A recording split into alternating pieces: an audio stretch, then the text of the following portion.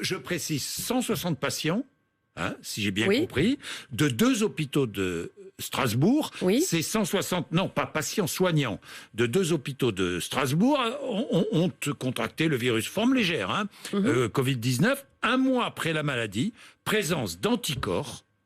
C'est ça qui est très intéressant, hein, un mois après la maladie.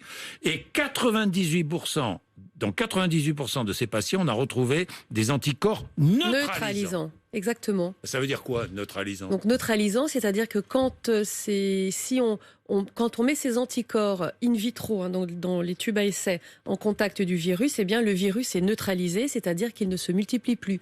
Ce qui veut dire que vous-même, si vous avez ces anticorps neutralisants, vous rencontrez de nouveau le virus, eh bien vous ne développerez pas de nouvelles infections. Oui, ces anticorps agissent comme une barrière contre le virus. C'est une très bonne nouvelle. Oui, c'est une des nouvelles les plus importantes de ces derniers jours, cette étude de l'Institut Pasteur. Protection qui va durer combien de temps? C'est la grande inconnue. On ne sait pas. On sait quand même que les protections, les anticorps neutralisants contre les autres coronavirus peuvent durer plusieurs mois, voire plusieurs années pour certains d'entre eux, 2-3 ans. Il y a des anticorps qui ne durent que quelques mois, par exemple pour la grippe. C'est la raison pour laquelle tous les ans, il faut se vacciner de nouveau contre la grippe. Donc on ne sait pas encore, puisque on a très peu de recul avec ce virus. On a 4-5 mois de recul.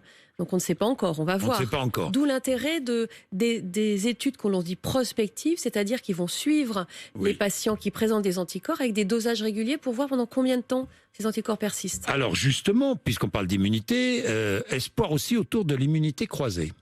C'est très intéressant, j'en parlais ce matin sur RMC avec professeur Marseillais qui travaille dessus. C'est pas le professeur Raoult, hein, c'est un autre professeur. Alors j'ai été infecté par un autre coronavirus. J'ai eu un petit rhume il y a quelques mois ou une petite grippe, mais rien de grave. Il est possible que je sois immunisé contre la Covid-19, contre ce coronavirus. Alors effectivement, dans l'immunité que l'on dit croisée, il y a 2 types d'immunité. L'immunité croisée, c'est quand on a des anticorps contre une autre maladie et que finalement ces anticorps marchent un peu contre le coronavirus. Donc parce qu'un rhume, c'est un autre coronavirus. Absolument. Donc effectivement, les coronavirus ont des similitudes entre eux. Ils ont des particules virales, des protéines qui sont les mêmes d'un virus à l'autre. Et quand on développe des anticorps contre ces protéines, eh bien ça peut nous protéger contre les mêmes protéines d'un autre virus. Est-ce que ça peut expliquer que les enfants...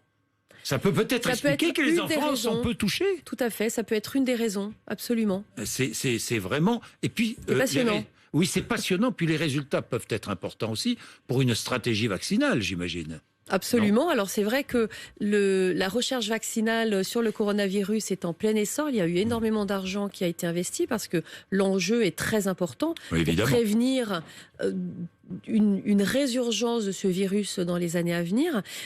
Donc le fait d'avoir une immunité croisée, de développer un vaccin qui va être spécifique de ce vaccin-là, mais qui peut éventuellement protéger contre les autres coronavirus, ça peut être tout à fait intéressant. Alors,